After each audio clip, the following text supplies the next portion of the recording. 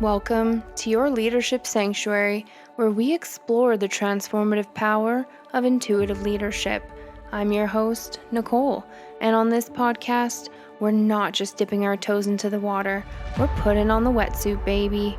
We're going to take a new approach to leadership where we dive deep into your intuition and how it shapes you to be an effective leader from the boardroom and beyond.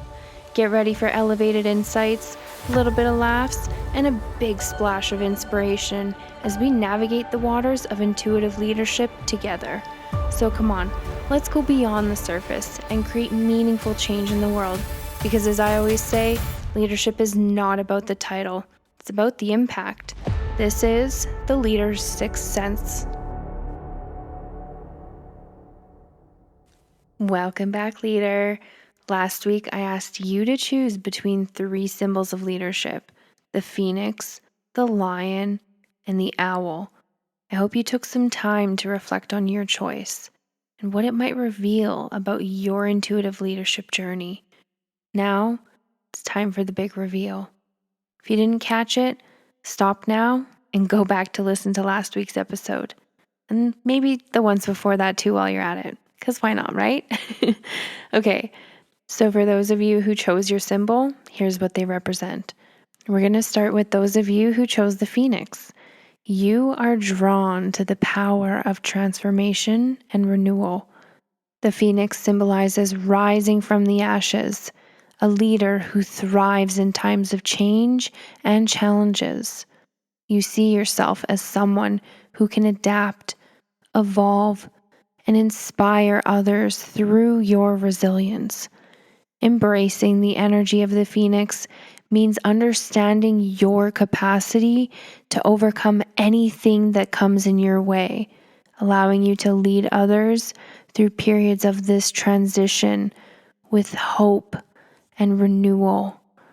Your strength lies in your ability to reinvent yourself and all your strategies, always being stronger and stronger, more and more vibrant every single day.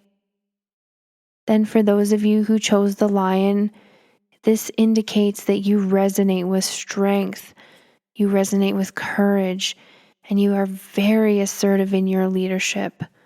The lion is the king of the jungle, a leader who commands respect and leads with confidence. You see yourself as a protector and a figure of authority, someone who can make tough decisions and guide your team with unwavering determination. By embracing the energy of the lion, you acknowledge your inner power and your ability to lead with both heart and strength. Your challenge is to balance your assertiveness with empathy, ensuring that your leadership is both firm and compassionate. Then, if the owl was your choice, you value wisdom, insight, and keen observation. The owl symbolizes deep intuition and the ability to see beyond the surface. You value yourself as a thoughtful and reflective leader, one who seeks to understand the complexities of any situation before making decisions. Embracing the energy of the owl means trusting your inner wisdom and using your keen insights to guide your team towards thoughtful and strategic outcomes. Your strength lies in your ability to observe, to listen, and make informed decisions that consider everyone's perspective. So just think about how your chosen symbol reflects your current style and the qualities that you aspire to develop further.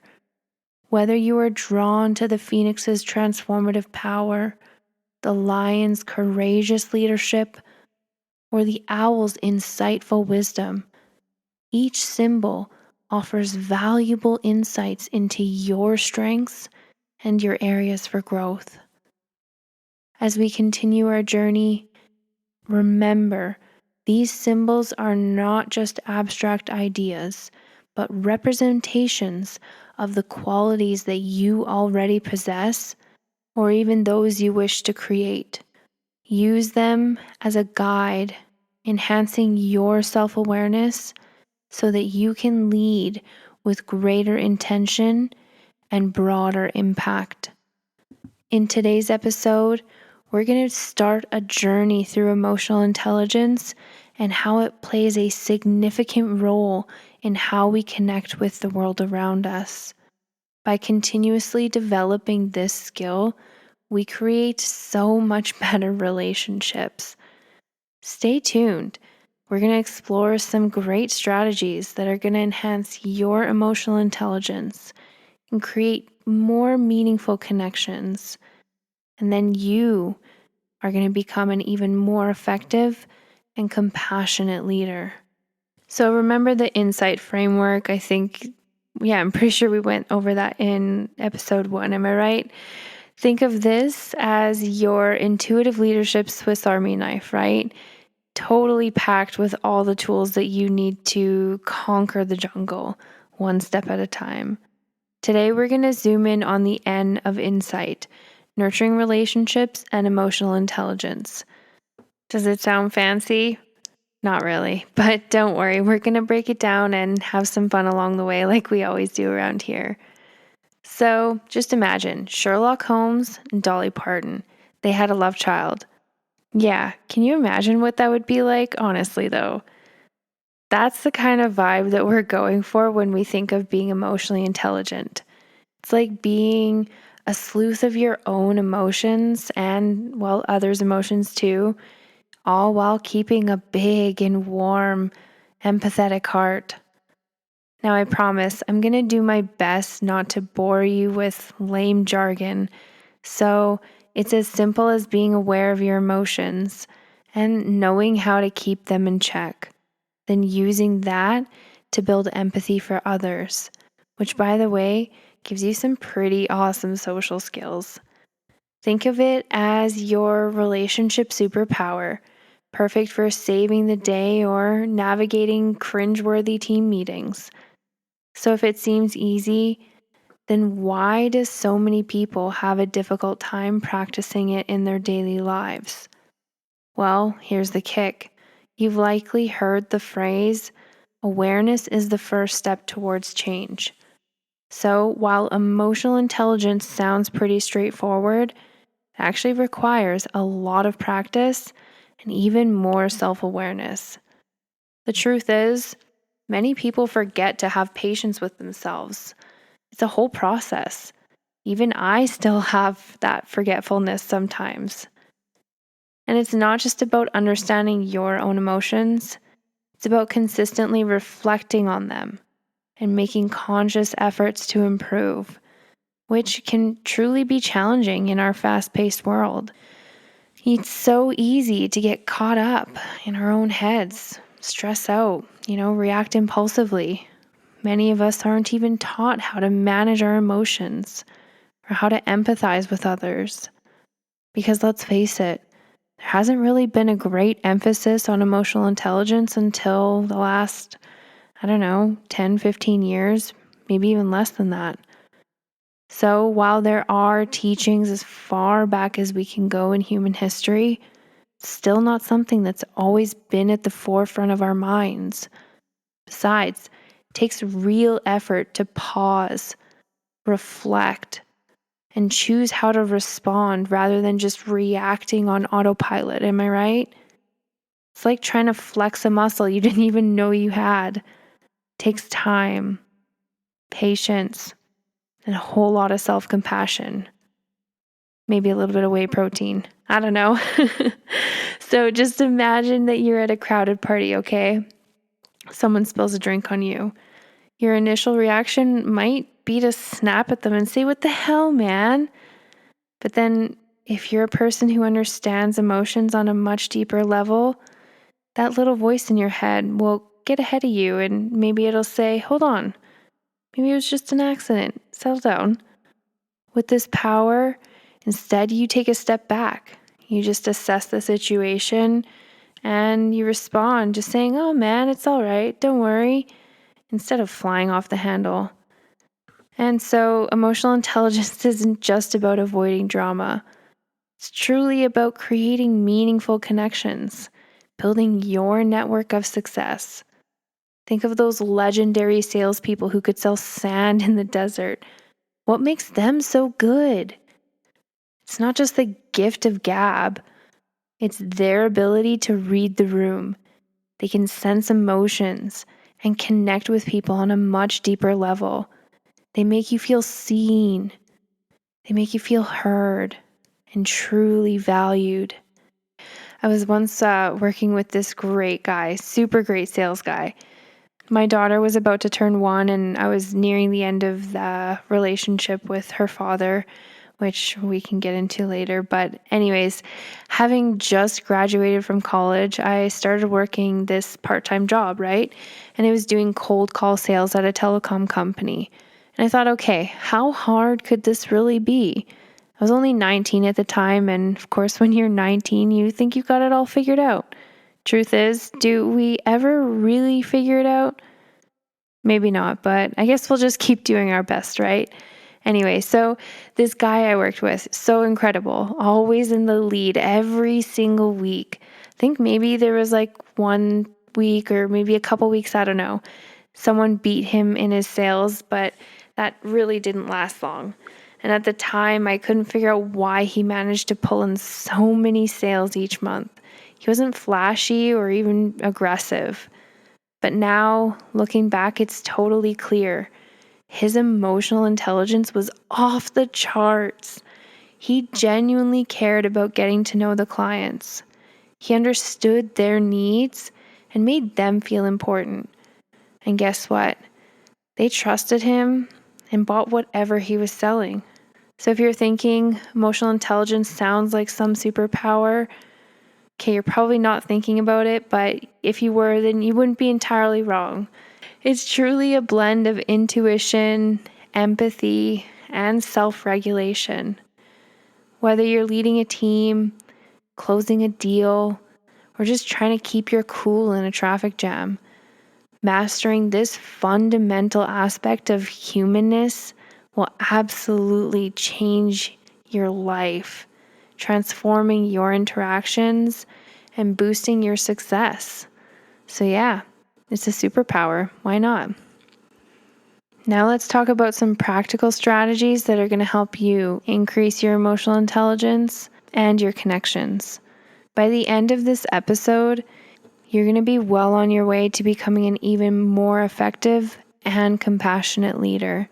And who knows, maybe you'll start seeing those cringeworthy meetings as an opportunity to shine with your newfound superpower.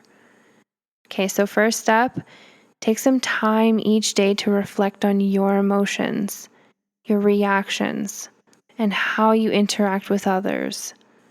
Ask yourself questions like, why did I feel that way? How could I have handled that situation differently? This helps you become more aware of your emotional triggers and the patterns that have been coming up. And this doesn't have to feel like a chore.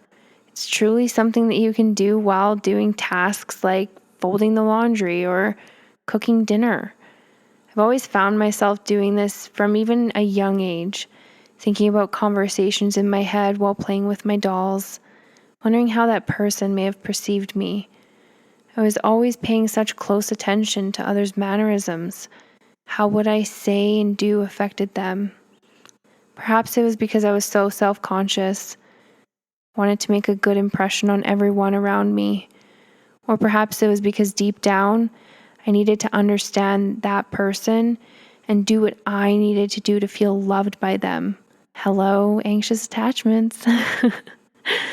I clearly took these reflections a bit too far and a little bit too personal.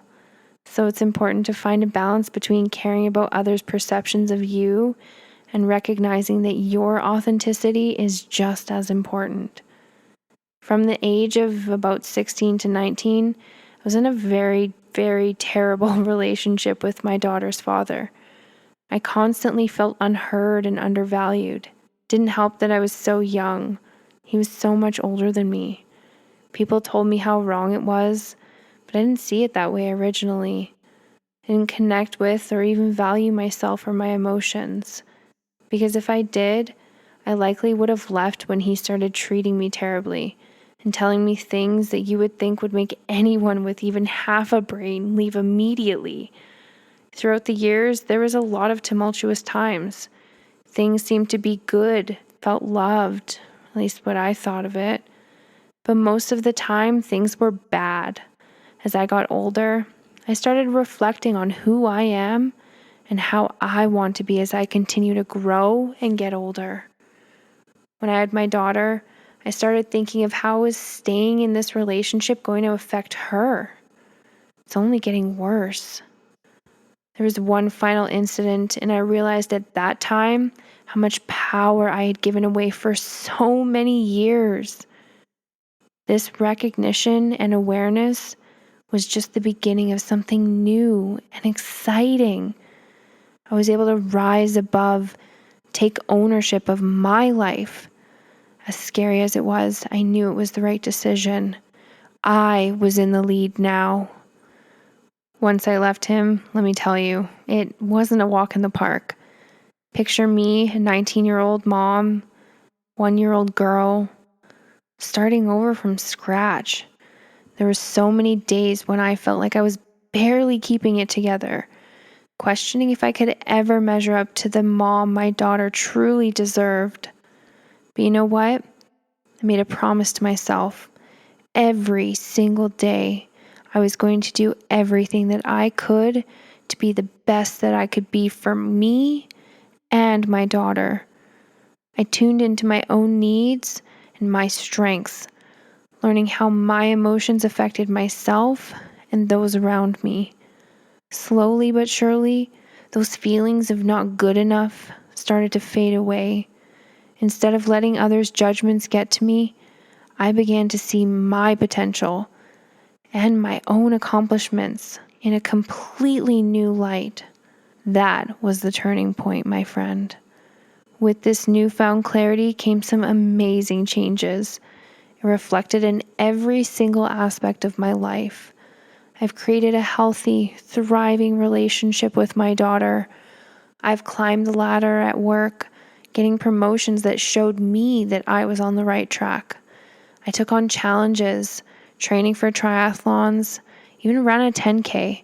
Yeah, I surprised myself too. I even got myself a new car, managed a home. I cook up a storm and still do to this day. And you know what's the most rewarding? Creating memories with my daughter that we both cherish. It's in those moments with her that truly matter the most. Knowing that everything that I do helps her grow up with strength and a sense of security. This journey has been all about understanding myself, believing in who I am, and building the resilience needed to succeed. Every win along the way has been like a high five from life, reminding me that with trusting my inner guidance and being self-aware, I can do anything and everything. Looking back, I'm so proud of how far I've come, the lessons I've learned, and the knowledge I've gained. It's these experiences that have shaped how I approach life and leadership, with heart, grit, and a whole lot of determination. And now I get to share it all with you. This is a dream come true, knowing that everything that I've learned, I get to help share with others and create a better world. Now, in the fast-paced world of business, you'll often see leaders finding themselves in high-pressure situations. These demand quick decisions and very decisive actions. Without taking the time to pause and reflect, it's so easy to fall into reactive patterns instead of proactive leadership. Self-reflection gives you that crucial breather, a chance to step back, assess your moves, and get in touch with your inner wisdom. Your mystic leader, the one whispering in your ear, or, well, your gut for that matter, is always pulling you towards smarter choices and more deliberate leadership, where challenges turn into opportunities for learning, not threats to your competence. As a leader, this energetic connection is pure gold, turbocharging your emotional intelligence. This deep understanding builds trust and respect around you. When people see you being mindful of your actions and willing to learn from any stumbles, you'll create an environment of openness and consistent growth in all areas. In a nutshell, self-reflection and emotional intelligence isn't just a habit, it's the foundation of top-notch leadership. So next time uncertainty creeps in, take that reflective pause, toast to your growth, and let any newfound wisdom and criticism propel you forward. Now, let's rewind back in time, only some 2,300 years ago. I present to you Aristotle, a brilliant mind behind some of the most profound insights on human behavior and leadership. He was a Greek philosopher and polymath, a student of Plato, and the teacher of Alexander the Great. His works span a variety of subjects. They include metaphysics, ethics, politics, and rhetoric. Aristotle's ideas have profoundly shaped some Western thoughts. His exploration of emotions and their role in effective communication and leadership remain incredibly relevant today. Aristotle's insights on emotional intelligence and empathy provide a profound foundation for understanding its role in nurturing relationships and practicing intuitive leadership. So, Aristotle believed that understanding others' emotions and experiences allow us to create deeper connections where we act with a lot more compassion and fairness. From an intuitive leadership perspective, his teachings on empathy resonate with me deeply. Possessing the wisdom to discern and understand others' emotions allows us leaders to make informed decisions that consider the well-being of everyone involved. So I want to focus in on Aristotle's rhetoric, and this book has been translated by W. Reese Roberts. Rhetoric itself, in simple terms, is the art of persuasion. I'm not going to bore you with the details of how it's the opposite of dialectic, but I invite you to connect with me if you'd like to have a deeper conversation. So, while this art of persuasion may sound dark and maybe a little bit manipulative, just remember, it's all about finding a balance. We have to be empathetic towards others while also using this knowledge to be a source of guidance to build those meaningful relationships. We must maintain integrity, be authentic, be ethical in all of our decisions and our relationships. Okay, so in Book 2 of Rhetoric, Aristotle provides a profound exploration of emotions and their role in effective communication and leadership. I could probably spend hours and hours talking about this book and decoding it. So, for the sake of this week's episode, I'm just going to focus on a couple key points, and we're actually going to come back next week for a part 2. This knowledge is so valuable, and I want to ensure I give you a good quality understanding. I'm all about helping make your life easier. So instead of you trying to read and understand the entire book, I'm doing it for you.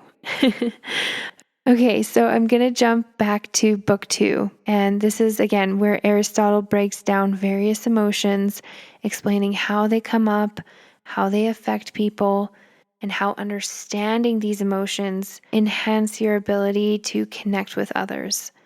He starts by emphasizing how emotions are feelings that affect our judgments and how they are associated with pain and pleasure. He begins with anger, describing it as an impulse. This impulse is accompanied by pain. It's rooted in a desire for revenge due to a perceived slight. When referring to slight, there are 3 types that Aristotle references: contempt, spite, and insolence. He points out that anger can be managed by understanding the root cause and the conditions under which it arises, which could truly be said for any emotion. In today's leadership, this means recognizing when others feel slighted or even undervalued and addressing those feelings constructively. This could be by anyone: your team, your clients, even people in your personal relationships. In his Nicomachean Ethics, Aristotle introduces the idea of the golden mean, the perfect balance between excess and deficiency. This, as you recall, sounds very similar to last week's episode when we were talking about the middle way, doesn't it? For anger, this means there are times when it's perfectly appropriate to feel and express your anger, but when done so, should be done in a measured and justified manner. Imagine you're leading a project and someone unfairly attacks your team's work, questioning your integrity and undermining your team's efforts without any valid reason. In this case, Aristotle could argue that a measured defensiveness response is not only appropriate, but absolutely necessary. It's about standing up for what's right, protecting the morale and integrity of your team. When you master this balance, you not only uphold this morale, but also earn the respect and trust as a leader. Next time you find yourself in a situation where your team or your integrity is unfairly attacked, just channel your inner Aristotle. Stand firm, remain calm and measured, and defend with dignity. This not only addresses the immediate issue, but also sets a standard for respectful interactions within your team.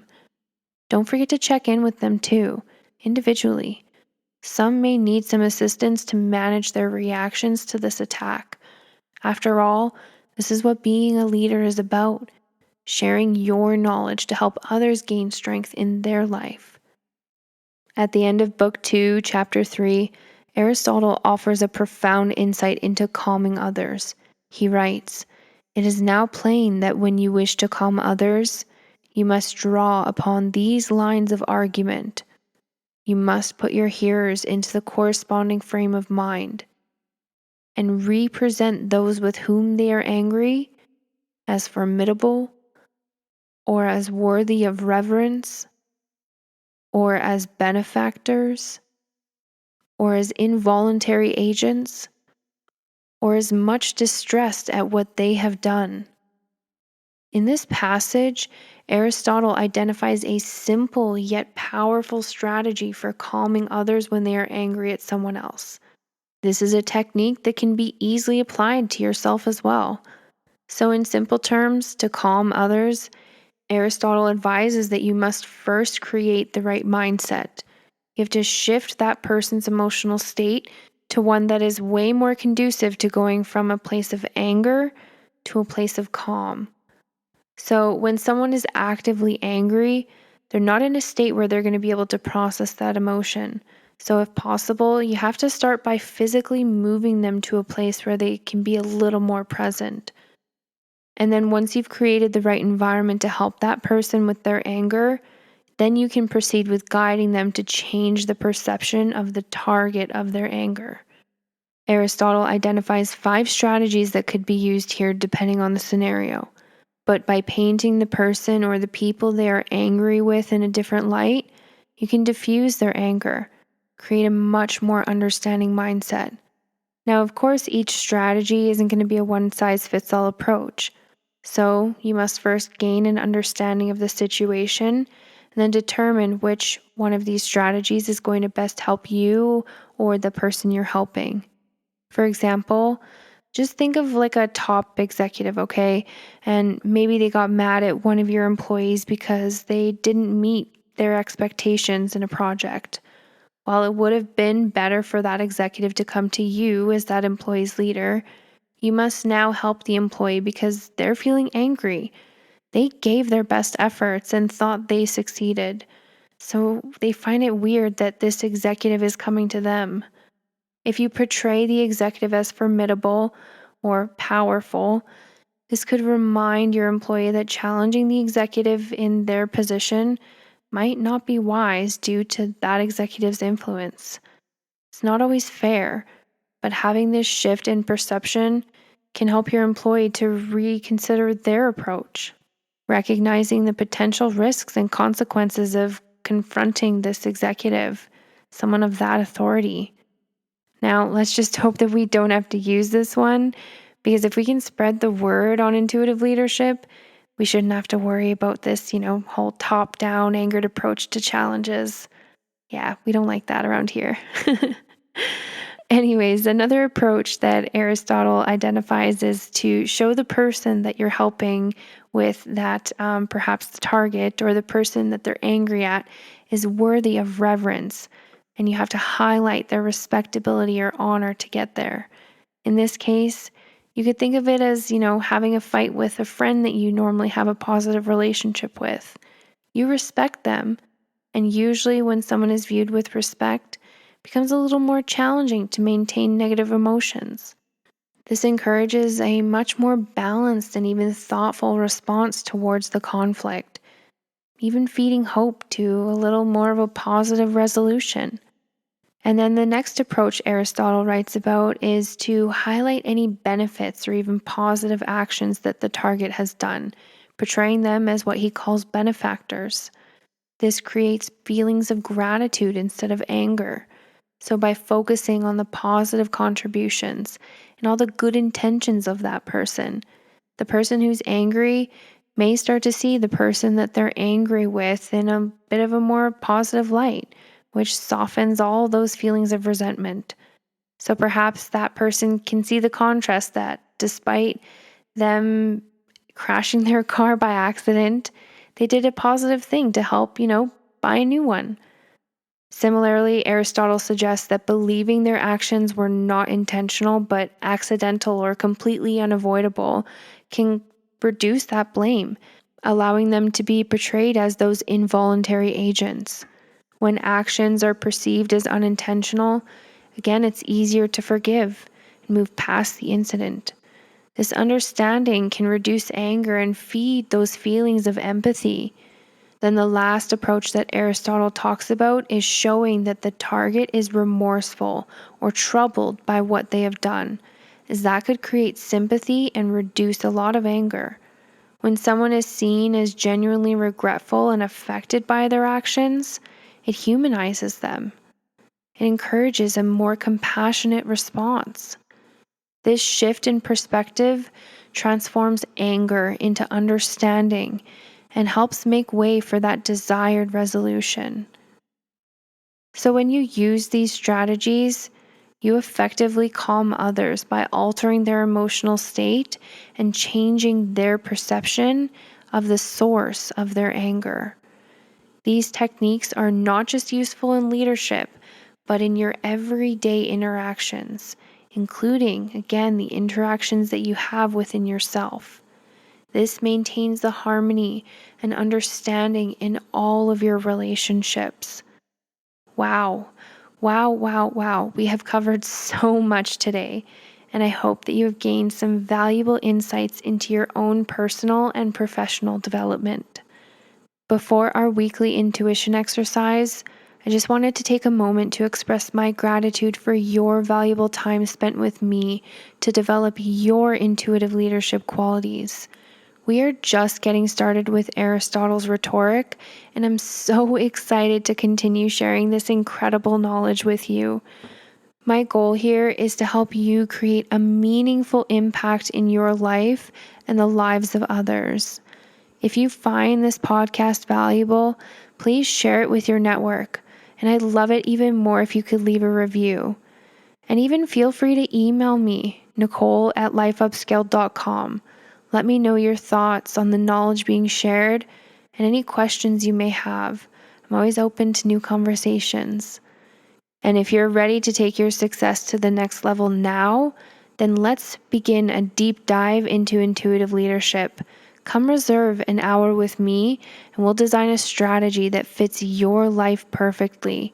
You can email me anytime or go straight to my website at www.lifeupscaled.com to book your time. Next week in part 2, we're going to be reflecting more on Aristotle's rhetoric and how emotional intelligence is the foundation of building meaningful relationships in all areas of your life. This is the foundation to your profound success, and we have still so much to cover, so stay tuned. Now, it's time for this week's intuition exercise. I want you to take a moment and reflect on your life's journey, how far you have come, and what you presently have, and all the excitement and the goals that you still have yet to accomplish. In front of you, you have 4 symbols, and I want you to choose one of them. If it's safe to do so, I want you to close your eyes. If not, then pause and come back to this exercise when you can close your eyes. For those of you that can stay, keep your eyes closed and take a deep breath in. Let your intuition guide you.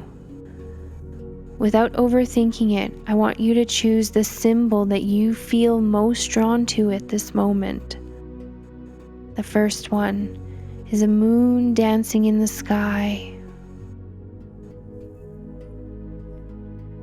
The second, a seedling of a beautiful oak tree. The third, a flowing river. And finally, a shining hourglass. Take a moment. Write down your choice. Reflect on why this symbol is resonating with you. What do you feel it represents in your current world? How does it reflect your own experiences of growth and change?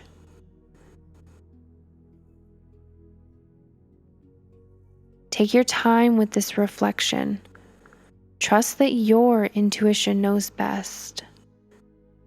Now join us next week as we explore the significance of your chosen symbol and how it may relate to your ongoing transformational path.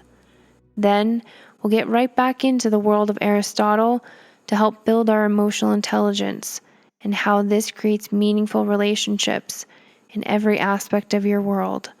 Remember, stay curious and stay inspired. Until next time.